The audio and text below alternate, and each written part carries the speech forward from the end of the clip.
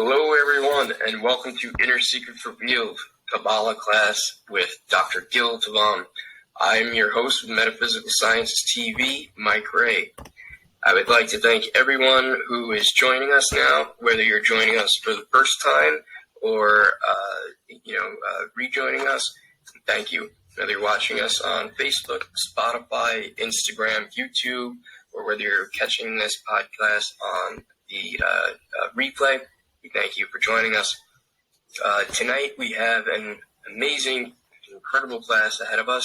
Tonight, as we have been discussing in this series of podclasses on the Tree of Life, the Sefirah and the different Sefirah on the Tree of Life, we've discussed the crown, we've discussed the Sefirah of Bina, which is understanding, the Bina of Chokmah, which is wisdom, and today we will be examining the Sefirah of Tipereth, or the heart, and the sacred letter Dalet, which is D in English, and the secrets of this letter. So because we are pressed for time and we are already running a little over schedule because we had some technical difficulties, I will just turn it over to the man of the hour. Let's give him the power, Dr. Gil Tivon, everybody. Dr. Gil. Hi, good evening to you all. And this flight is starting a little bit late because of technical problems of the crew at Ground Zero. And so we appreciate very much Mike's co-piloting this flight, number 788, to the center of the Tree of Light, which is the Sefirah of Tipereth, and behind it, governing it, will be the letter Dalet. So if Mike later will be kind enough to show us both the Tree of Life, and as time comes through with the letter of Dalet in the Hebrew, it'll be great. Let me just preface, or rather go to the heart of the matter, as our time today is a little bit short, and say as follows. The Kabbalistic Tree of Life, if you watch it, you will see that most of the Sefirot, most of the prisms, the channels through which God is working through to us, are centered at the heart. This is a very big innovation, because when it comes to science of today, and I'm speaking just Kabbalah, in respect to every person, we understand there's a mind. I feel with my mind, I listen with my mind, I have emotional intelligence in my mind, and I interact with people through my mind. There's only one set of the mind. I think, I feel with my mind. Kabbalistically, this is very, very, so far from the truth as west to east, and from the sky till the earth. Meaning, according to Kabbalah, and it's well backed up according to Psalms and many other scriptures, and in Kabbalah that we have over 5,000 years, and not an innovation of science for the last 20, 30 years, we know that the center of a person is in the heart. Meaning that the mind and the brain, the physical brain, is only an entrance. It's only the hallway to the heart. But the center, the heart of the matter is the heart, are the feelings. So I'm going to delve into this because this is what we're discussing today. So let's preface by saying, and you can definitely record it and be recorded later and take notes, because this is of great importance to each one's life that is listening to me now, let us do the recording. Knowledge is in our mind, but experience and feelings are just in our heart. Feelings are tens of times stronger than any mind or brain can ever generate. This is physically measured as well as we know it. In other words, when I have a conflict between my mind and my heart, the heart normally will always win. And this is the basic of relationship. I do not have relationship. Are you there, Mike?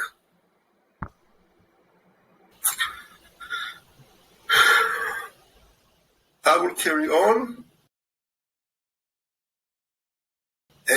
Because this is being recorded, so I will carry on. So, and therefore, any emotion that we experience will always be stronger in our minds. So when we understand that, how can we control our emotions, if at all? The only way we can navigate our emotions is through emotional intelligence and tapping into our subconscious through psychotherapy, hypnosis, or expressing our feelings sincerely. According to Kabbalah, the heart is the center of our emotions, the center of our body, and the central Sefirah of the Etz Chaim, the Kabbalistic tree of life. Our inner temple, Kabbalistically, is not in the mind, which is just a hallway at the entrance, but rather our heart, the center of our emotions. This is where we experience real life, real emotions, real emotional intelligence, and even the divine. So this is backed up with an incredible verse in the Bible, which says, "They should make for me a temple and I will reside in them." And Kabbalah explains that this is in our heart and each and every one of us.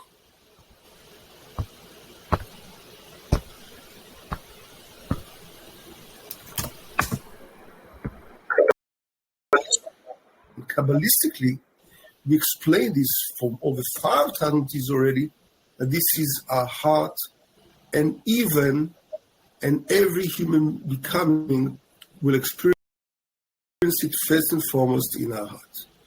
So what can we practically take from it? Let's go to the second section, which is the secret of belief. We all suffer, consciously or subconsciously, from limiting beliefs. Moreover, our perception through our five senses is limited to believe what our physical senses bring to us. So when it comes to matters of belief, we usually believe what we understand in our mind, but we are challenged to practically believe and to practice belief, which is actualized through trust, since this is the matter of our heart. So again, we usually believe in our mind, but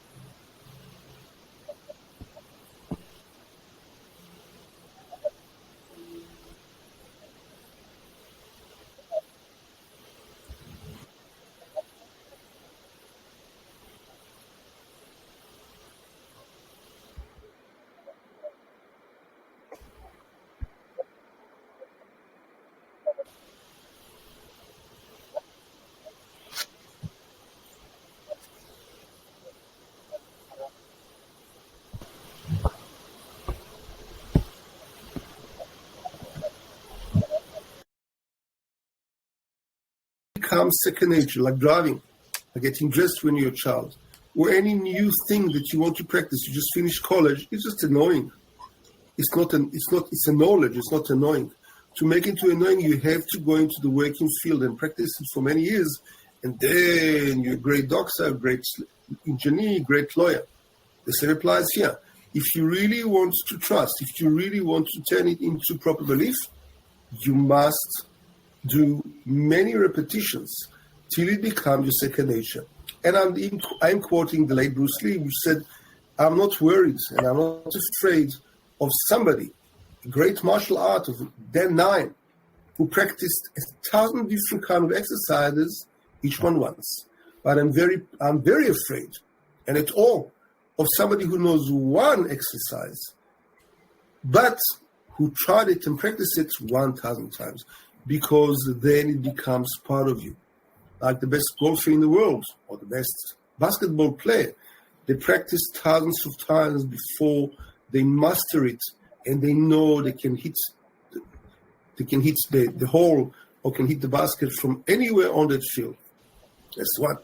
Number two, through experiencing life on a deeper level, observing, contemplating, meditating, in our experience and journey through life, till we have that belief and trust ingrained in our hearts. So again, when we experience it in our life, when we observe it, contemplate on it, meditate on it, and experience it in our everyday life, right? Even if it's not many times, but we experience it, we have an interaction with the world, with people, with circumstances, then we ingrain it into our hearts and it becomes part of us. So till now, I will ask you the following two questions. Where are you holding, making your heart your temple? Where are you holding between your belief in the mind and trust and belief felt in your heart? And what are your thoughts about it? I'd love to know. From now, what we're going to do, we're going to now discuss in depth, right?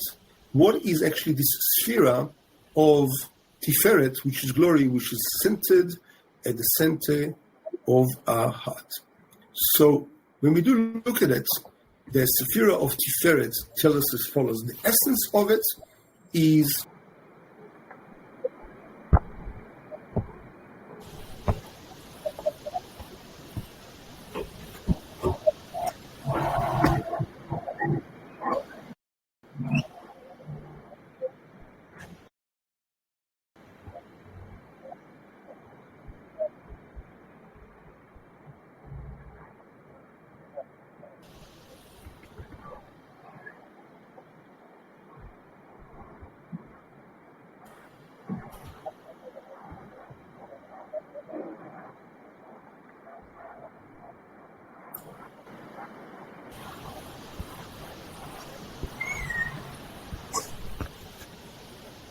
a very narrow breach. So many people, and excuse me, also belong to the men in the world, MEN, but we have sometimes great minds, great actions, but we don't know how to deal with emotions. So dealing with emotions, being able to express them, being able to level it up, being able to balance between what we hold our thoughts in our mind and practicality and bring it to fruition, that also is a great need of this right balancing. Again, so we balance between right and left, compassion, kindness, and masculinity, and between femininity, passiveness, receiving, which is on the left pillar, and we balance between our mind, which is on top of the tree of life, Etz Chaim, and the bottom, which is our actions. So this is the central point inside us. And so we come, to the level where we are not influenced very much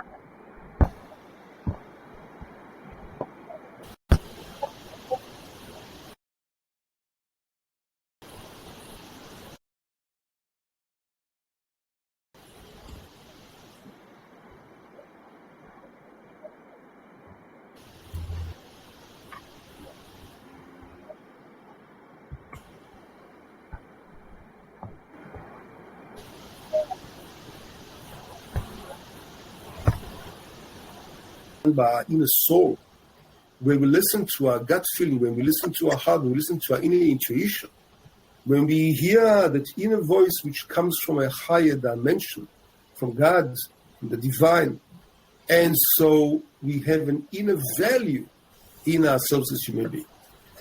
The person, the personality that personifies this Sefirah is Jacob, the forefather, because he was a total, perfect person who knew how to balance all this together, who knew when to be harsh and strong and fight the angel of death, as he did, the angel of Esau, and when to be very kind and compassionate when need be to his different kind of wives that he had at the time, which was permitted. And so he knew how to balance between compassion, kindness, and masculinity, and the feminine receptive side, or when to be kind, sensitive, and more on the feminine, if that we can say it in such a way. And therefore, he got to the name Israel, which in Israel means in the Hebrew, he sees God directly, and a direct channeling with God. The name of the Satan in Kabbalah, I can't even say it, but it it is stated as Samach Mem, in other words, S, M, and something else, which means he blinds us from seeing the truth. Whereas the name Israel in the Hebrew means the ability to see through situations, to have clarity of mind, and to have a direct connection to the Creator, to God. So this Sefirah, this prism, allows us to inculcate, to include in ourselves love to ourselves, love to others, the ability to also receive love and to give love. And as we said, this is compassion in its best perfect form of being balanced. Once we said that, how does that connect to that beautiful letter called the Dalet? So after slaving away for quite a while with that, so very much is a central letter representing our heart, which is very important. The letter Dalet also forms the number 4, which means it creates a framework. So anyone that has this letter in his name, then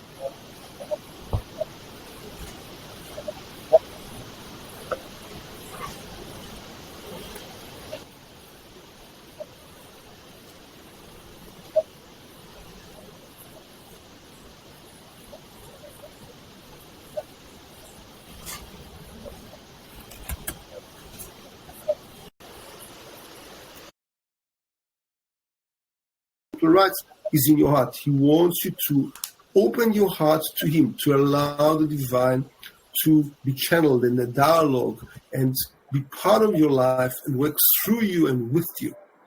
So a wise person will rise above his limitations of this world, will take up the opportunity and rise and shine above the limits of the material, and not going to fall into the devious plan and tricks and traps of the evil inclination. Right. And so the first time that this letter is being brought in the Bible is the word desha, which starts with sadi. Desha means in the Hebrew weeds, different kind of grass. The grass, what's very special about it, it doesn't grow just this species. It can interact with many, many other kind of species. And therefore the downfall of this letter that can be that the person will get involved in matters or with people that he shouldn't engage with in the company. It also brings us to humility, which is right as long as you don't feel broken. A little bit of self-value, respect, and appreciation should definitely be there. Going up towards the space, which planets in this world, in the universe we live in, represent and governs this letter Dalet, or rather, the letter Dalet governs it. And the answer is Mars. Mars is that planet up there that we know Kabbalistically is representing